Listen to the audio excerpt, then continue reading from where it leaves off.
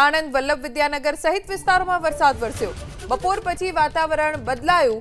આણંદના ગ્રામ્ય વિસ્તારમાં હળવા વરસાદી ઝાપટા વરસ્યા છે. હવામાન વિભાગની આગાહી મુજબ જ આ તમામ વિસ્તારોમાં વરસાદ છે અને હજી પણ આગામી કેટલાક કલાક સુધી આવું વાતાવરણ રાજ્યના અલગ અલગ વિસ્તારોમાં જોવા મળશે. અમારા સંવાદદાતા જલ્પેશ પટેલ પાસેથી જાણકારી પ્રાપ્ત કરીશું. જલ્પેશ, કયા કયા વિસ્તારોમાં અત્યારે વરસાદ અને શું સ્થિતિ? ચોક્કસથી વાત કરવામાં આવે, સવારથી જ ખેડા જિલ્લો અને આણંદ જિલ્લામાં વાદળછાયું વાતાવરણ હતું, એટલે ચોક્કસથી ઠંડક હતી.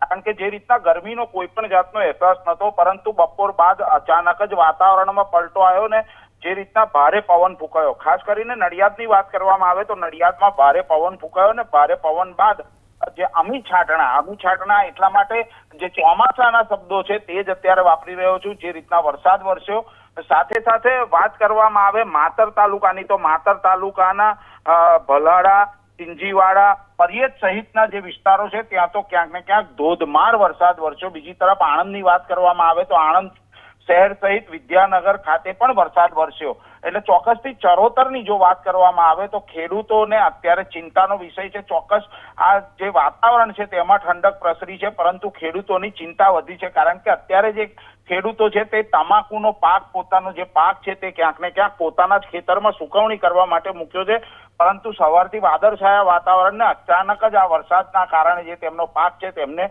ભારે નુકસાન થાય અને વેપારીઓ જે છે તેમની કિંમત પણ ઓછી આપે તેવી શક્યતાઓ અત્યારે સેવાઈ રહી છે. જી ધ્વની. જલ્પેશ, આભાર જાણકારી આપવા માટે.